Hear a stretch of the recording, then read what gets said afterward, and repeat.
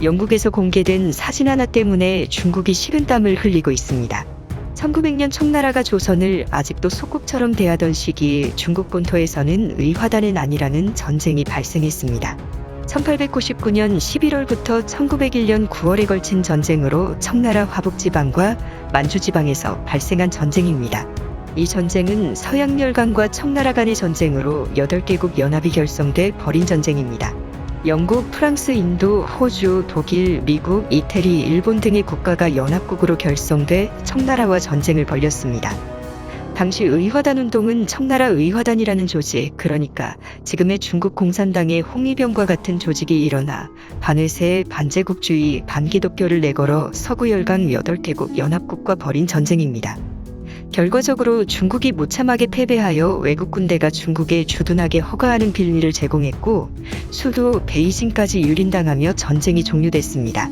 그런데 최근 영국에서 진행 중인 G7 외교부 장관 회의에서 공개된 사진을 두고 중국이 식은땀을 흘리고 있습니다.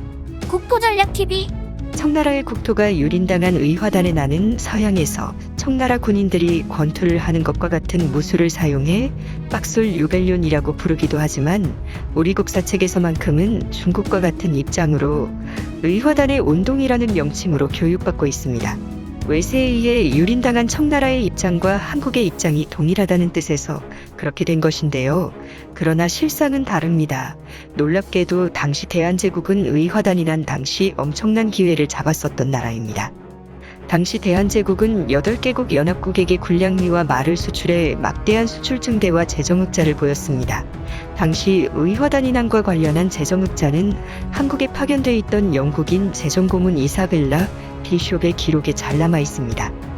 당시 연합국은 대한제국의 열강으로서 전쟁에 참여를 제의했습니다. 본토와 멀리 떨어진 유럽보다는 대한제국에 참가하게 된다면 더 효과적일 수 있었기 때문입니다.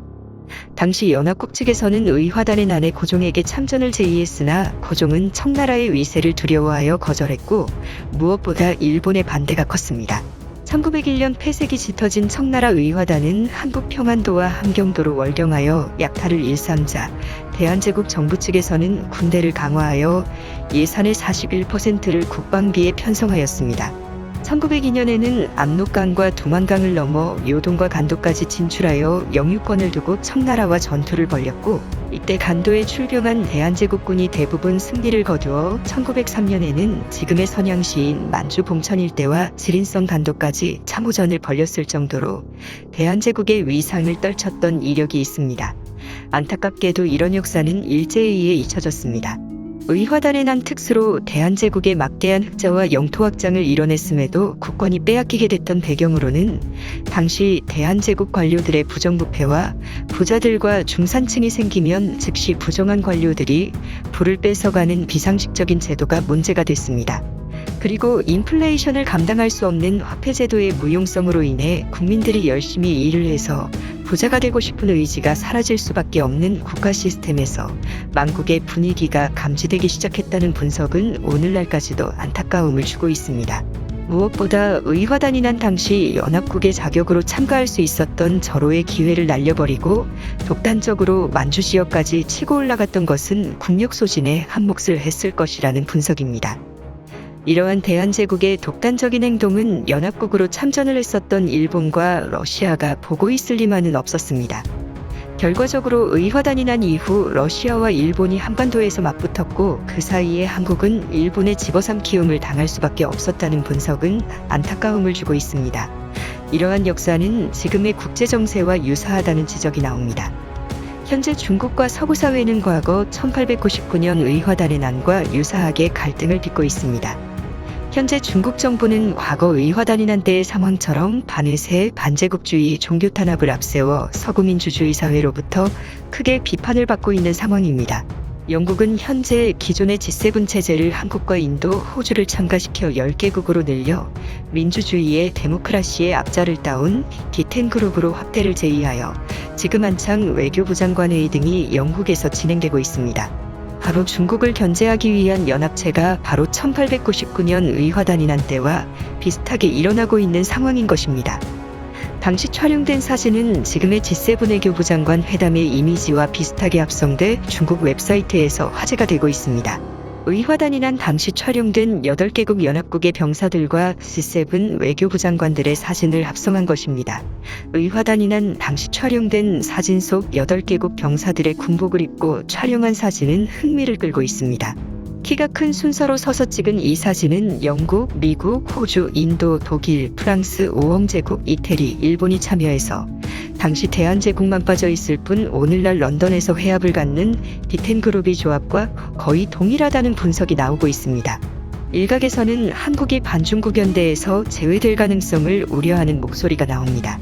한국에서는 미중 간 패권 갈등에서 한국이 이 갈등 구도에 참여하게 되면 모든 폭탄이 한반도로 날아올 가능성이 높을 뿐 아니라 모든 이권은 서구 열강이 가져가고 피해는 고스란히 한국만 입게 될 것이라는 계산을 한 것입니다.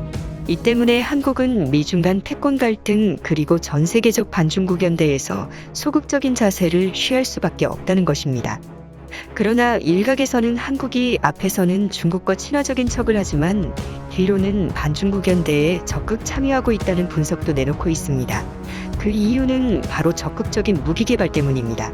최근 한국은 영국과 협력해 항공모함을 개발을 앞두고 있으며 핵잠수함 개발, 사드 배치, 적극적인 미사일 개발 등을 진행하고 있으며 한미동맹뿐 아니라 거의 적대 국가처럼 돼버린 일본과의 관계에서도 인내심을 갖고 지소미아를 중심으로 한 한미일 삼각공조를 아직까지 깨고 있지 않고 있기 때문입니다.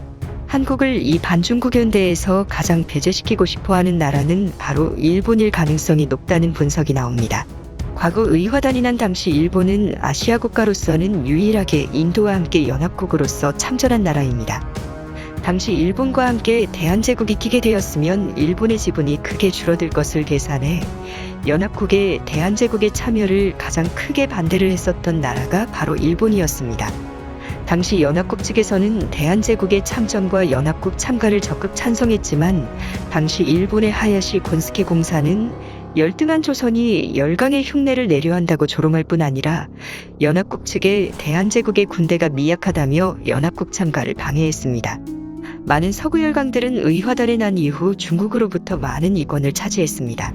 하지만 의화단이 난 때 연합국 일원으로 당당하게 참여하지 못한 대한제국은 독단적으로 만주를 공략하며 힘을 소진하였고 오히려 러일전쟁으로 국토가 전쟁터가 돼버렸던 역사가 있습니다.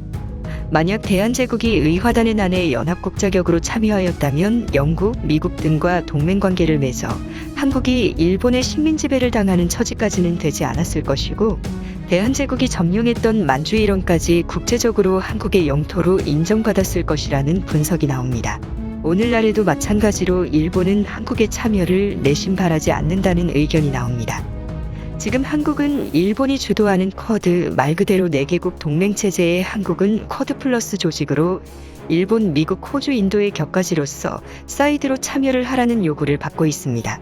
이것은 일본은 한국이 동맹으로서 해야 할 것은 다 하되 이득은 일본을 비롯한 4개국만 챙기고 피해는 고스란히 중국과 가장 가까운 한국만 입게 한다는 분석까지 나옵니다. 사실상 한국은 제외시키고자 하는 외교적 계산이라는 의견까지 나오는데요.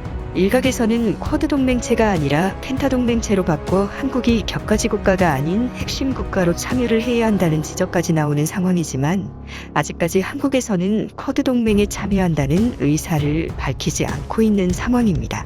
하지만 일본이 주도하는 쿼드 동맹 대신 한국은 영국이 주도하는 G7 및 D10 그룹에 확실하게 참여할 의사를 밝힌 상황입니다.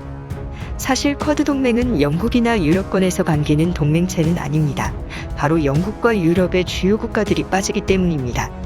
그래서 이번에 영국에서 개최되는 G7 회담에서 한국의 역할이 매우 중요하다는 지적이 나옵니다. 과연 의화단에 난 당시처럼 세계 최강의 열강 국가로 거듭나 만주까지 지배할 수 있었던 기회를 날려버렸던 실수를 되풀이할지 아니면 대한민국이 세계 주요 민주주의 국가의 연합의 핵심 멤버로 참가하여 그동안 볼 수 없었던 한민족의 대위협을 달성할 수 있을지 주목되고 있습니다. 국토전략TV 오늘은 이것으로 마치겠습니다. 시청해주셔서 고맙습니다.